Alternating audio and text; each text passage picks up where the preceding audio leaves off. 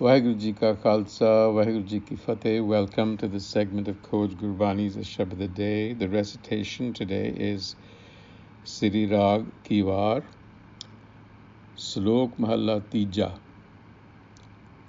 Kalam Jalau, San Masavaniai, Kagad bhi jal jao, Likhan wala jal balo, Jini likhya duja paho, Nanak purab likhya kamavna, अवर न करना जाए महला तीजा।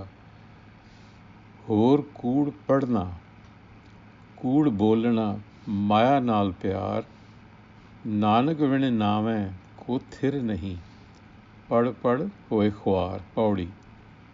हर की वडियाई वडी है, हर कीर्तन हर का, हर की वडियाई वडी है, जा न्याव है धर्म का। हर की वडियाई वडी है, जा फल है जी का। हर की वडियाई वडी है, जा ना सुनी कहे चुगल का। हर की वडियाई वडी है, अपुछया दान देव का. So the first slok in this passage speaks of past conditioning, the conditioning of the mind, which becomes the determinator and the delimiter, if you will, of the present. Nanak purab likhya kamavna avarna karna jai.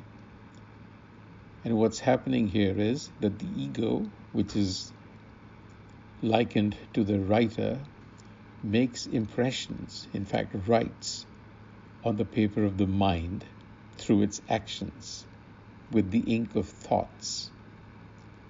And the impressions of our actions on our mind become the limitation, the enclosure, avar, which we call the ego.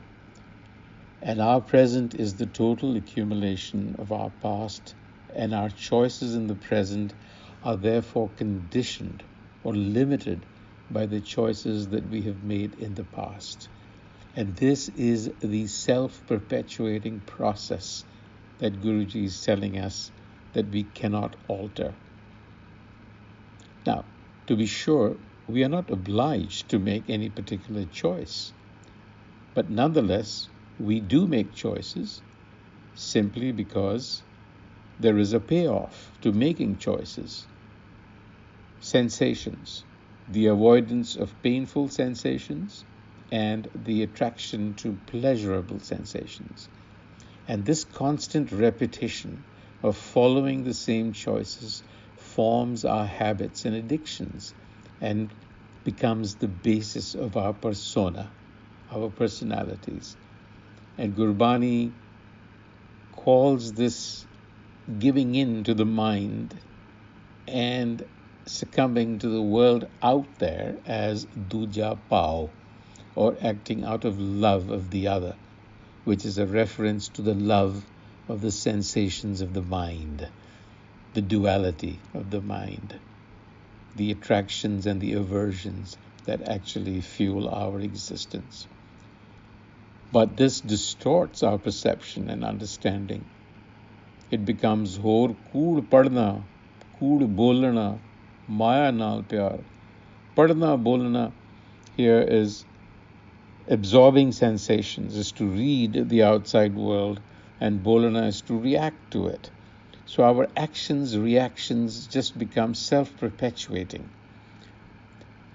And what Gurbani is telling us is that what passes for normal thoughts and behaviors are really not normal. They're distortions of what is normal. It's just that through self-perpetuation, we've become so accustomed to negativity, expressed as anxiety, fear, guilt, remorse, that we regard it as normal. All it requires is a little psychotherapy to play out. So succumbing to the mind and to the world out there is seen as being inevitable. It's just the way things are, we assure ourselves. And then over time, we just begin to feel like helpless victims of our circumstances. But none of this is unavoidable, Gurbani tells us, and that there is indeed a choice. We have the choice to eradicate these negative emotions by discovering their source, namely the ego or sense perception.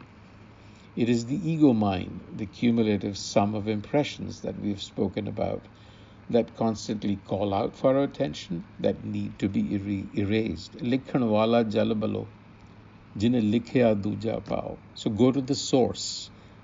Don't react. Go to the source. And what is the way? Nanak vin name ko thir nahi, pad hoye khwar, without self-knowledge, says Nanak. The mind remains fickle, that is to say, it is constantly reading the same impressions, reacting in the same way, and therefore perpetuating the conditioning, hardening it. So the instruction to us is to seek self-knowledge. Har ki vadiyai. Now, har ki vadiyai vadi hai is significant for us to understand. What it's saying is, vadi, of course, in common parlance means great, big. But what is also being suggested here, vadi, is that it is not bounded. It has no limits, which suggests that it is not bound in time. So it's not in the future, and certainly not in the past, but it is now. It's ever present. The self is present and available only in the now. So being in the now becomes the primary requirement to experience the self. With that thought, we leave you until the next time. Waheguru Ji Ka Khalsa, Waheguru Ji Ki Fateh.